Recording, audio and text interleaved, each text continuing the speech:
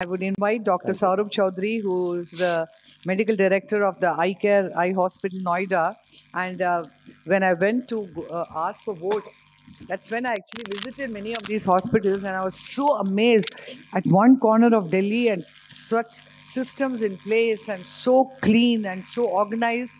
And more importantly, every room when I visited the doctors, the happiness of them working there was so palpable. So, how does this quiet, serious looking man keep them all together is what I need to know. And he's going to talk, of course, on inpatient and OT setup, specific planning. Sorry. Good morning, everybody, and good to see so many people in the morning session. Before I start, I'd like to thank Arvind and Laiko, because I was in Coimbatore for a short while and I'll be going back to Madurai for some time. And all these things are possible just because I've been going there. I worked under Dr. Narendran for 3 months in Coimbatore as well. So I had a great time there. Thank you, sirs. And I'm feeling honored to be sharing this platform with you. They've been my teachers, and right. So what I am going to put across is how to set up a OT setup. There's going to be a few nuances here. And the first is the infrastructure. And the second thing which I will lay emphasis, and which I, as an ex-NABH assessor, and I've been getting a lot of questions about, is the air conditioning standards. But what we need to understand that cataract surgeries has become one of the commonest surgeries being performed in ophthalmology. The number of patients requiring a cataract surgery are increasing over the years, and especially in the major hospitals, they exceed the capacities of these hospitals. So the surgery has become safer, and the number of procedures have increased in the ORs. What we need to see is that these patients should go out, A, satisfied, B, having good results. And how are you going to ensure that is by maintaining a few standards. Where do you get the standards from? Is from various organizations who will tell you what the standards are, and you try to follow them. Now, it is not mandatory that you follow them to the T. It is that you are getting these standards and you have to make your own standards. So there is a concept called minimal acceptable risk. So once you say, I'm ready to take that minimal acceptable risk, but there are some things which are inexcusable, because if you land up with a complication with the endophthalmitis, with the patient going mortality, then you can land up in a lot of problems if you're not going ahead with the standards. Just as a historical preview, these used to be the operation theaters, and that's how the name came up. So the theaters were where the people were having a look at the surgeries being done under the candlelights, which have changed into these modern OTs. But to start with, what is a operation theater complex? So it's an environment of varying degrees of sterility, and that's very important. It is a complex where there are different areas of different sterilization levels, integrating the surgical as well as the anesthetic equipment, besides the staff, the surgeons, for a safe conduct for a surgery. So most of the words are very important here. Safe conduct of surgery, varying degree of sterility, surgical and anesthetic equipment, and the staff working there. So there is no standard design. So it's not that I can pick it up from a textbook and say, okay, this is the design which I want to follow. So what you have to do is just keep a few concepts in your mind, and I'll go through them in the future slides. But you have to see that you're keeping those concepts right there before you plan your OT. And as Dr. Ravindran said, you have to have a vision for the future. How many patients are you expecting in the next 3 to 5 years? So as I said, that we must conform to the basic parameters. And once we say basic parameters, that means you're taking it from the standards. And the standards can be very high, they can be low, but you have to keep the basic standards in mind. So there are 4 zones of the OT, depending on the sterility. The sterile or the ultra-sterile zone, which does not need any definition. It's the area where you're operating the patients. There's a clean zone, there's a protected zone, and a disposal zone. So the outer zone is the area where the patients can come in. The patients come in, that's like the reception of the OT, and it has to maintain the cleaning standards of any hospital. The next is the clean zone. So as surgeons, as patients, they should get out of their street clothes, get into the clean zone, and that's change their shoes, no shoes going in. So that's the clean zone. The third zone is, as I said, the operating area, and the last is the disposable area, which has to have a separate, it cannot mix in. So I will talk about the mixing a little bit later. So complex should be scientifically planned. There has to be a barrier system between the zones. It should be located away from the inpatient department in the busy areas of the hospital. It is not that people can just walk in, so it has to have a controlled access. Besides that, the walls, the floors, the false ceilings, everything should have minimal joints with coving on the flooring and the walls, so that there is no accumulation of dust. The clean lights, what are available in the labs, similarly, so that there is nothing which can accumulate over the lights. So that is one thing which you have to keep in mind. So as I said, there has to be separate entry for patients and staff. And I will just try to, I've made a slight sort of a schematic sort of a thing here, which I will try to explain. So that's the OR, that's the central OR where the surgeries are happening. So let's first talk about the patients. So the patients do come into the OT, and there is the outside corridor, or as I said, the reception. From here, they continue on to the anesthesia room. So this is all in the clean part of the hospital. Then they go into the OT. Once the surgery is done, they come back out into the recovery room and then into the outside corridor. So in case we notice, there's a circle here. So there is this circle which is being formed. And once we are saying a circle, it means that you're not going back on the circle. It is only one-way directional, right?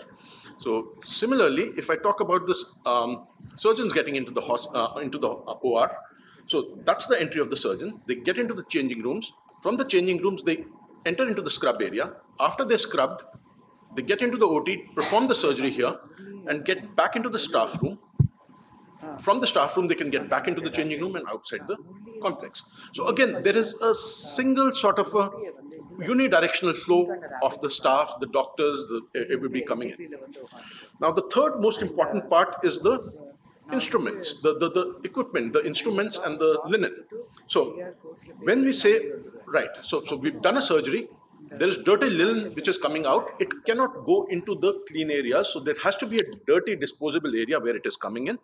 And from the dirty area, it goes into the cleaning area, then to the CSSD, the autoclaves, back to the sterile store and into the OR. So again, there is a third circle which is forming here. And there is minimal overlap between these three circles. So that's what is most important, that we are talking about three main circles which do not have overlap upon them. And whatever you do, you can actually think of planning a OT. As I said, there's no specific OT design, anything based on that principle. So when I did show that, I'll try to, I've just drawn out another thing here. So how to basically, no, that was a schematic sort of a thing, and I just put it in a plan like that. So the patients are coming in into the pre-op. From the pre-op, they get into the OR, they get their surgery done, get back into this post-operative area and back out. And if you're talking about the doctors usually have a separate entrance. So the doctors go in through this area into the change room. From the change room, they'll go into the scrub from a side door into the OT, perform the surgery, and get back into the change room here. So there is a separate circle. We will see very little overlap. But the most important part here, and which is, I'll say, is the what you have to concentrate on, is that there's an instrument. So because the instruments are the things which get contaminated the best. So if, let's say, this is the OT where the surgery is being done, the surgery is done, then the equipment, the instruments are all contaminated, the linen is contaminated. This needs to go out into a dirty corridor. So there is a pass window through which it gets into the dirty corridor. A person takes this through the dirty corridor onto the CSSD, which has different barriers, and I'll talk about that in the next slide. But as it goes into the CSSD, there is a dirty utility, there's a clean area, and then the autoclaves. Once it comes out of the autoclaves, it gets into the sterile area, into a sterile store, where it is kept under air-cooled, in air conditioning circumstances, so that they're not contaminated, and then back into here. So again, there is a circle, there is nothing which is overlapping each other. So that's the basic premises of a operation theater. Now there are barriers in the CSSD as well. So equipment coming in into the dirty area, they are examined, they are then passed through a barrier into the cleaning area, where they're cleaned by the various methods, and I'm not going into that. They're packed up, and then they go into the autoclaves or other sterilizing, maybe a ETO or whatever you have there. And then they go out into the sterile area to the sterile store. And when required, these are pushed back into the OT where the surgery is done and they are moving. So moving back. So there is a single movement and again, a unidirectional movement, and that's what I wanted to emphasize. So there are a few standards which are given by the NABH, and I'll be talking about those because I do get a lot of questions about that. So the paint could be, now when we talk about a modular OT, for an ophthalmological setup, a modular OT is not a must. What is a modular OT? A modular OT is a specific pre-made, prefabricated structure with a distance between the wall and the brick wall and this wall which you're creating, which is totally smooth. There are no crevices.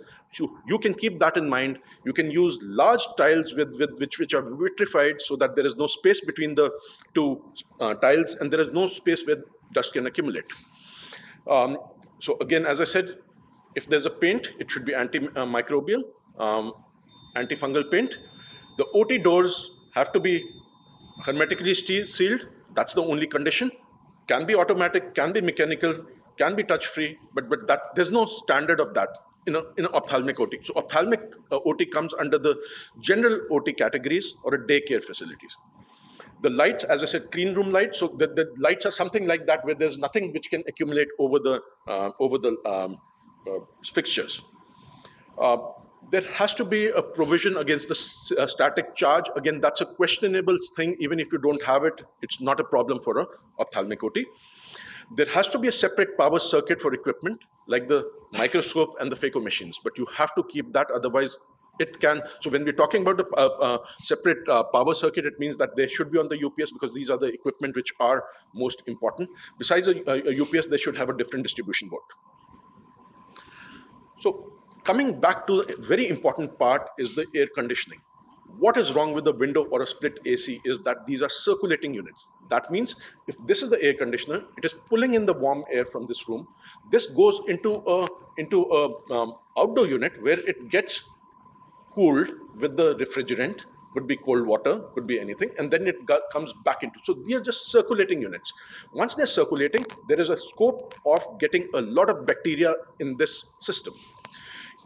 And the second thing is, whenever we're talking about air conditioning, it is coming in and there is a haphazard movement of the air. So the air from the air conditioner might be going towards the floor and then it comes up. So the dust from the floor can always go up.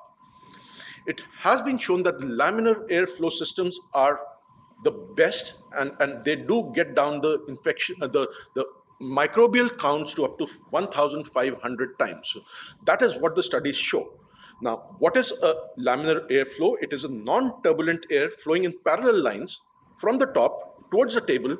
From there, it is going towards the floor and getting sucked in through the small chutes at the floor level, going back into the AHU and coming back. So I'll just explain that.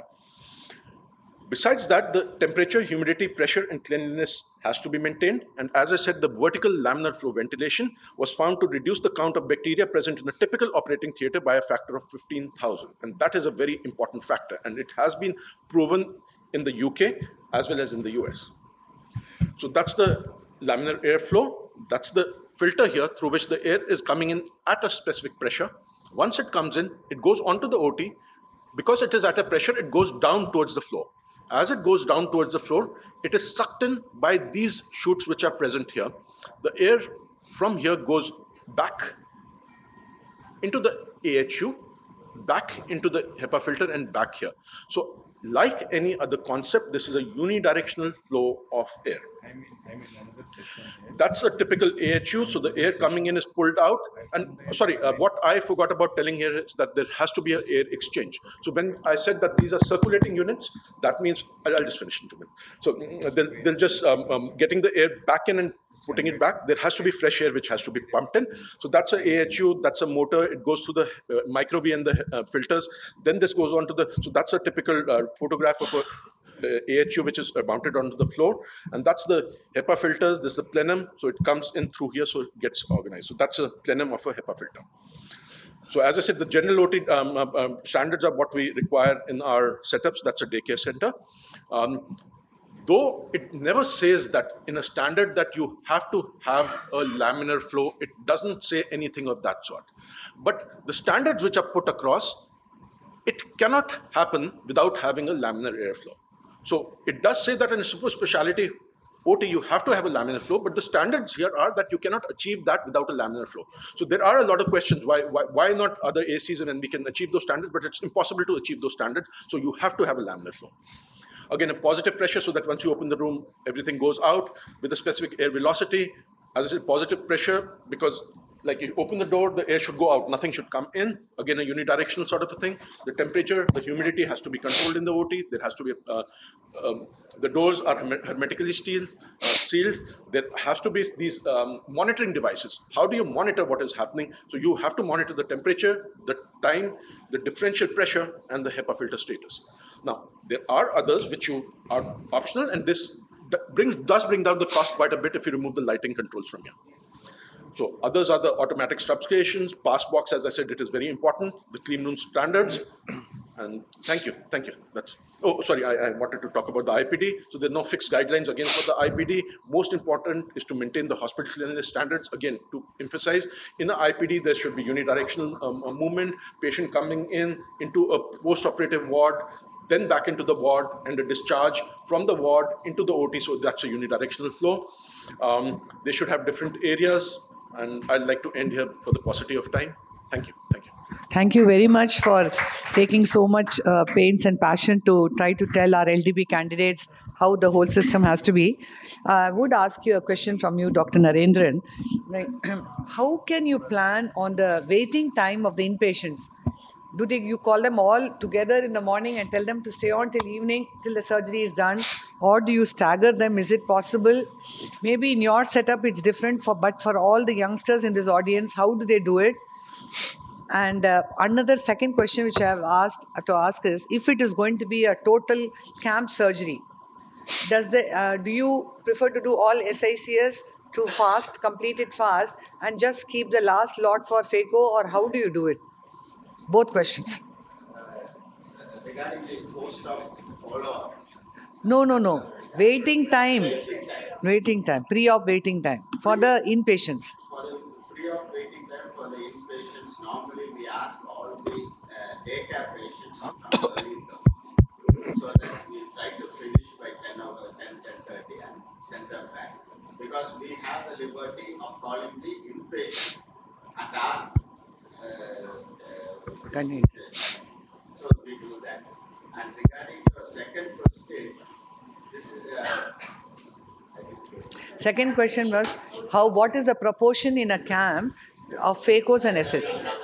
Regarding the camp patients, we always do SICS with the proper lens, but we keep few for training purposes. That's the only area where we do that.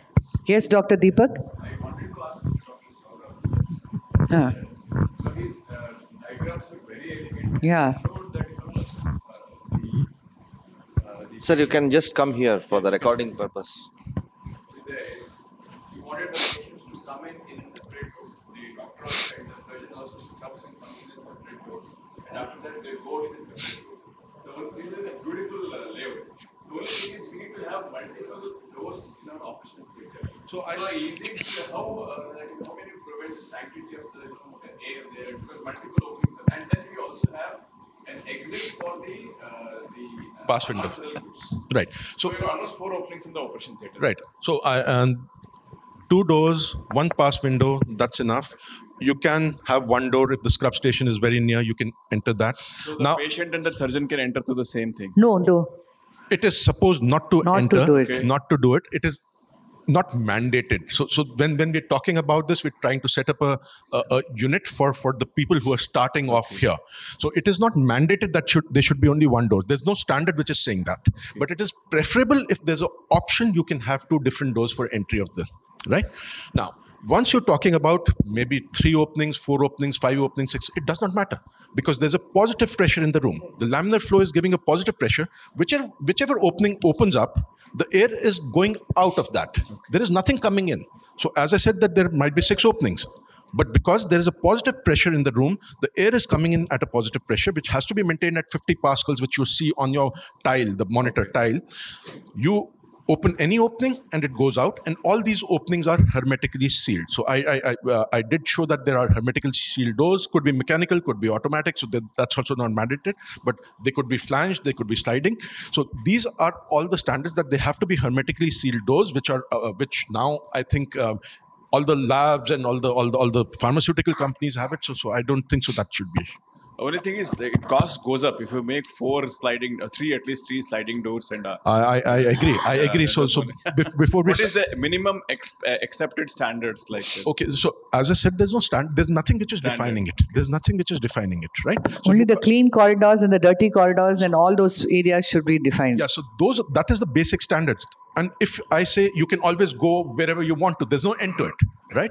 So at this platform, when all these people are looking at setting up a OT, I did try to put the basics right here, the basics which are important. Very important. Otherwise, you can go on and on and on. Yes. So that Yes, and that way yes. you never.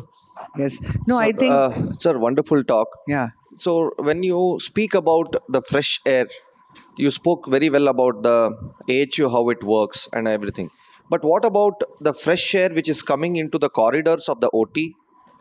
Fresh air in the waiting room of the OT, because that is usually connected with the VRV, if I'm not wrong, because VRV is the variable refrigerant volume, which I think most of us have used it. And for the audience here, VRV is basically multiple indoor units with one outdoor unit, one big outdoor unit. So most of the hospitals I have seen is using the VRV technology. But how do you pump in the fresh air, or you just leave it? So as I said, there's a AHU, and each OT, let's say you That have is inside the OT, sir, but I'm Right. asking outside. I'm just coming to that. So if there are 3 OTs, each OT has to have a separate AHU. So that's Yes. now, because each OT has its own microenvironment. Now, when we are talking about the fresh air coming into the OT and going out, when we are talking about a VRV, it is a circulating unit like this. This is a VRV which is working. Exactly. Yeah. So there is a big unit outside, and it might be supplying the 3 rooms or 3 units here.